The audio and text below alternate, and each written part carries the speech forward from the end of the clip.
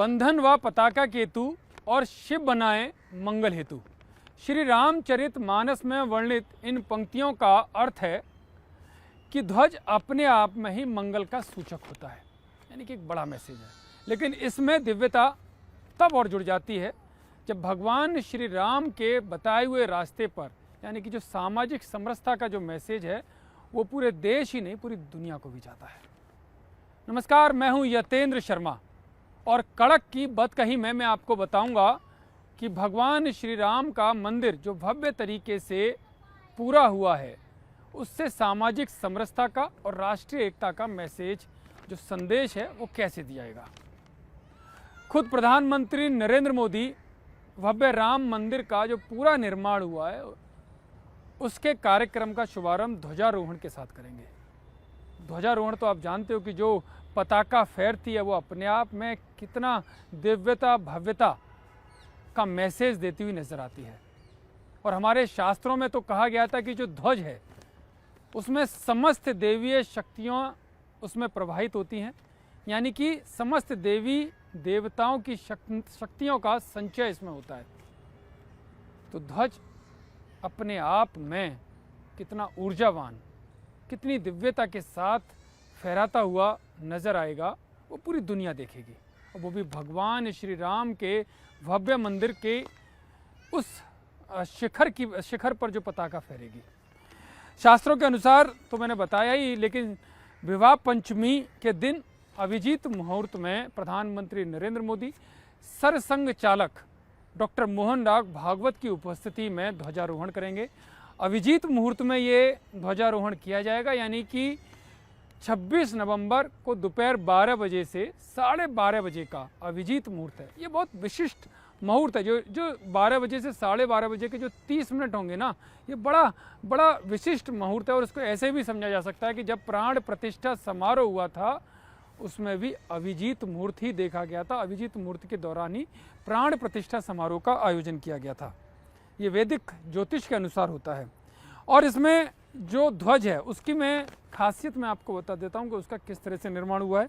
दाएं कोण वाले जो तिकोना ध्वज है उसमें इस झंडे की ऊंचाई 10 फुट है, लंबाई 20 फुट है, और चमकते सूरज की तस्वीर जो प्रतीक है वो इसमें बनाया गया है, जो भगवान राम की चमक और वीरता का प्रतीक है। और इसमें ओम का भी चिन्ह इसमें बनाया गया है। और इसमें साथ ही जो कोविदरा पेड़ की तस्वीर है वो इसमें इसकी तस्वीर लगाई गई है। यानी पूरा जो केसरिया रंग का ये ध्वज है ये इस तरह से बनकर तैयार हुआ है। और भगवान राम मंदिर के जो स्वर्ण शिखर पर इसको लगाया गया है, जो प्रधानमंत्री नरेंद्र मोदी द्वारा फहराया जाएगा। करीब 732 मीटर लंबा परकोटा है पूरे इसका, जिसमें वैदिक पंचदेव की परंपरा के अनुसार भगवान शिव, भगवान गणेश, सूर्य जी और आदि शक्ति माँ जो दुर्गा जी हैं उनकी प्रतिमा इसमें लगाई गई हैं।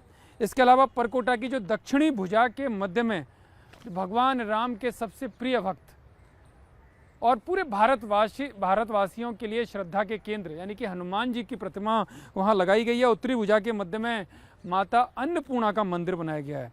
और जो आयताकार परकोटा है जिसको मैंने बताया कि 732 मीटर लंबा परकोटा बनाया गया है, उसमें आयताकार परकोटे के जो आग्नेय कोण है उस पर सप्तऋषि मंडप में सप्तऋषियों के 7 मंदिर बनाए गए हैं। अब आप देखिए 7 मंदिर जो बनाए गए हैं ना, जो मैं बार बार शुरुआत में भी आपको बताया कि राष्ट्रीय एकता के साथ साथ समरसता का मैसेज, समरसता का संदेश देते हुए नजर आएंगे। वो 7 मंदिर कौन कौन से हैं? उसमें भगवान महर्षि वाल्मीकि, वशिष्ठ जी, विश्वामित्र जी, अगस्त्य ऋषि जी के साथ साथ निषाद राज जी की रामायण आपने पढ़ी होगी तो किस तरह से भगवान श्री राम की यात्रा में उनकी भूमिका रही। इसके अलावा माता शबरी जो इनको बताया जाता है कि दलित वर्ग से आती हैं, जो और उनके झूठे वेर उस दौरान भगवान श्री राम ने खाए, किस प्रेम और अपनेपन के साथ उनको अपनाया। और इसके अलावा देवी अहिल्या जो सामाजिक समरसता का जिनका नाम की दुहाई दी जाती है, जिनके नाम के उदाहरण दिए जाते हैं, तो वो ये मंदिर जो सप्तऋषियों के मंदिर हैं उनमें इनको भी इनकी मूर्तियाँ भी, इनके मंदिर भी इसमें बनाए गए हैं। और इसके साथ साथ मार्मिकता का भी उदाहरण मिलेगा। जो कुबेर टीला है बराबर में पास में, उसमें गिद्धराज जटायु की भव्य और मनमोहक प्रतिमा, मनमोहने वाली प्रतिमा उसमें लगाई गई है। गिद्धराज जटायु के बारे में जानते हैं कि किस तरह से उन्होंने माँ सीता की रक्षा के लिए रावण से युद्ध करते हुए, जब रावण उनको अपहरण करके ले जा रहा था तो उससे उनको बचाने के लिए, माँ सीता को बचाने के लिए अपने प्राण न्यौछावर कर दिए। यानी त्याग और बलिदान की वो मूर्ति, उसका उदाहरण देने वाली मूर्ति यानी कि गिद्धराज जटायु की वो मूर्ति लगाई गई है जो मार्मिकता का संदेश देती हुई नजर आएगी। क्योंकि सांस्कृतिक उत्सव तो मनेगा ही ध्वजारोहण के साथ साथ, लेकिन राष्ट्रीय एकता और समरसता के एक नए अध्याय की शुरुआत भी होगी।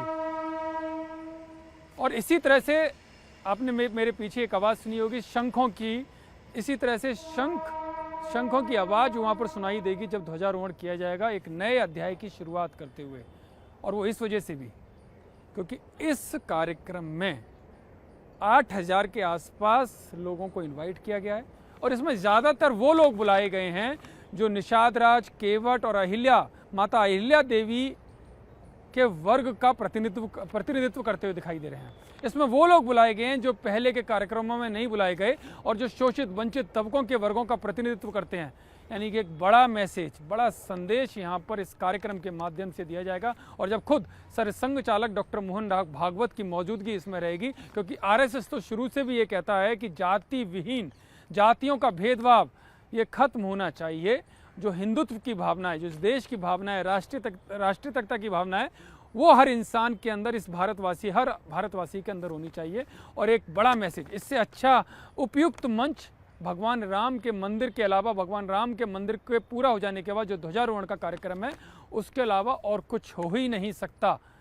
और जब, क्योंकि अभिजीत मुहूर्त है और अभिजीत मुहूर्त में जब इस तरह का मुहूर्त होगा तो एक नए अध्याय की शुरुआत होगी जो पूरा देश ही नहीं, पूरी दुनिया के सामने एक नई शुरुआत, एक नई तस्वीर सामने भारत की पेश करेगा।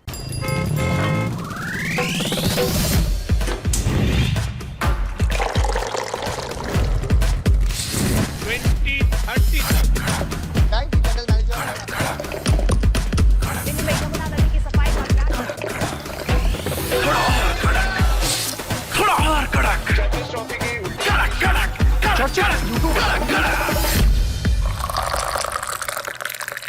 ये कड़क है।